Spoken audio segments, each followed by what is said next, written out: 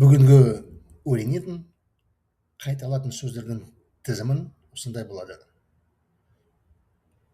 Бұқаралық ақпарат құралдары, газеттің айдары, суық,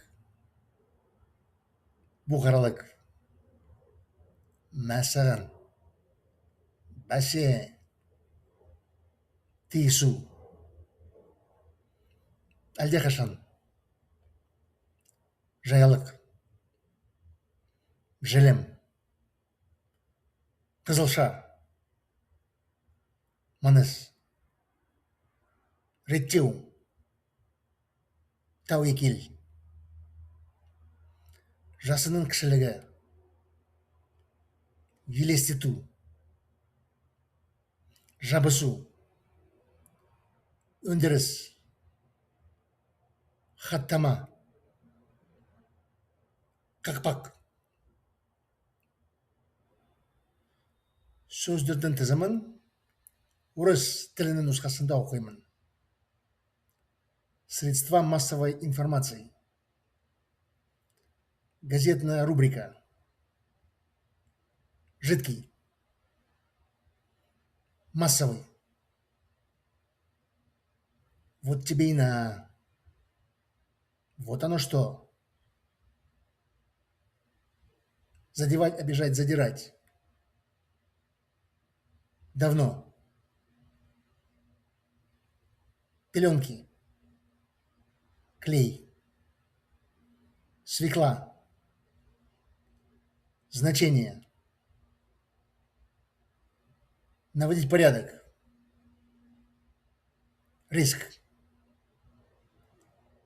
Юный возраст. Воображать. Липнуть. Производство.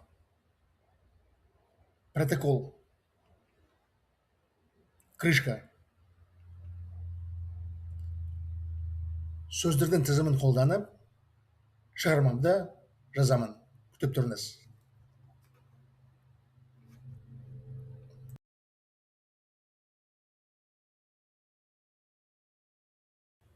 Сұхбат. Сәлеметсіз бе? Студиямызда танымал маркетинг саласының маманы Салық Саранұлы. Онымен сұхбатты өткізейік. Салық, студиямызға қош келдіңіз. Рахмет. Жұмысында бұқаралық ақпарат құралдары өте маңызды рөл атқарады. Сіздің бағдарламаңызға шақыруыңызды жарнама жасауына пайдаланбақпын.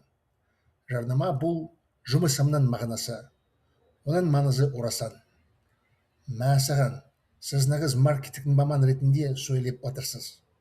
Теледидардан басқа қандай құралдары жұмысыңызда пайдаланасыз? Менің қалааралық газеттінің жарнамаға арналған айдарында әртүрлі заттарды сату туралы ақпарат басып шығарамын. Менің фирмамның тауар қатарында тұрмыстық тауарлар сатылады. Саба жаялығынан бастап кеңсе арналған заттар дейін бәрін жеткізіп сатамыз. Бәсе, есіме түсті. Мен өзім әлдеқашан емес уақытта сіздердің дүкеніңізден қыстырғышты және суық желімді сатып алдым. Рас па, мәссаған, сіз фирмамыздың тұтынушысыз. Келесі келгеніңізде жеңілдікті ұсынамыз. Клиенттерімізді күту бұл міндетіміз. Сіздің болашақтағы жоспарыңыз қандай? Бұл керемет сұрағыңыз. Келесі жылы бұйырса, тауарларымыздың өндірісімен елімізде айналысамыз. Қызық екен. Өндірісіңіз неге арналатын болады? Қарапайым нәрселерден бастамақпыз. Сосын шөлмектерін аралаған қақпақтарды шығармақпыз. Қарапайым заттарды өндіруден бастағанда тәуекелдер кішірек екен. Күрделі заттарды шығаруға қарағанда. Осында елжені жасымның кішілігінен үйрендім.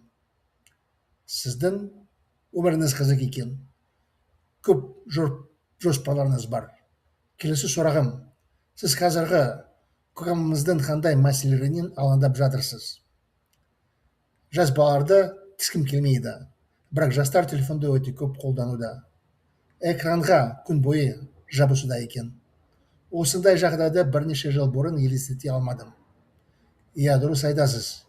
Бұл мәселенің реттеумен айналысу жөн болар деп ойлаймын. Сұхбатыңыз үшін рахмет. Құрметті көрермендер, келесі бағдарламамызда сұхбатымызды атақты дәрігер Сұлушаш денсаулық қызымен өткіземіз. Бағдарламамыздың хаттамасы бойынша ол бізге қызылшаның бауырға пайдасы туралы айтар. Кездескенше.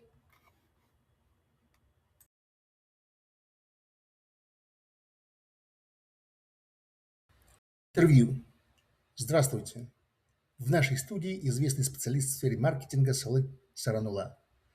Давайте проведем с ним интервью. Салык, добро пожаловать в нашу студию.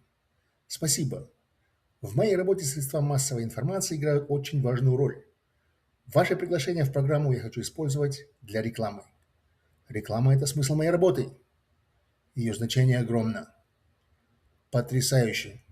Вы говорите как настоящий специалист по маркетингу. Кроме телевидения, какие еще инструменты вы используете в своей работе? В рекламном разделе городской газеты я публикую информацию о продаже различных товаров. В ассортименте моей фирмы продаются хозяйственные товары.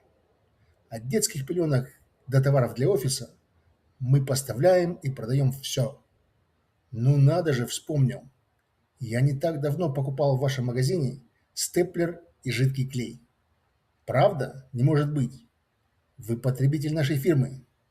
В следующий раз, когда придете, мы предложим вам скидку. Забота о клиентах – наш долг. Каковы ваши планы на будущее? Это отличный вопрос. В следующем году, если все сложится, мы займемся производством наших товаров в нашей стране. Интересно, чему будет посвящено ваше производство? Начнем с простых вещей. Будем выпускать крышки для бутылок с напитками.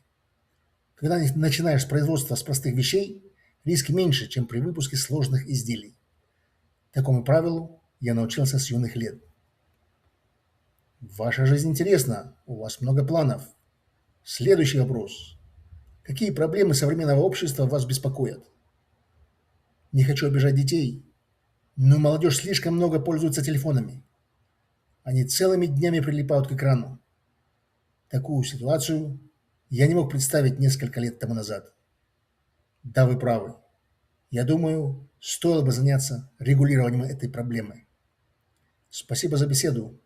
Уважаемые зрители, в следующей программе мы проведем интервью с известным врачом Сұлушаш денсаулық қызы. Согласно регламенту нашей программы, она расскажет нам о пользе свеклы для печени. До встречи.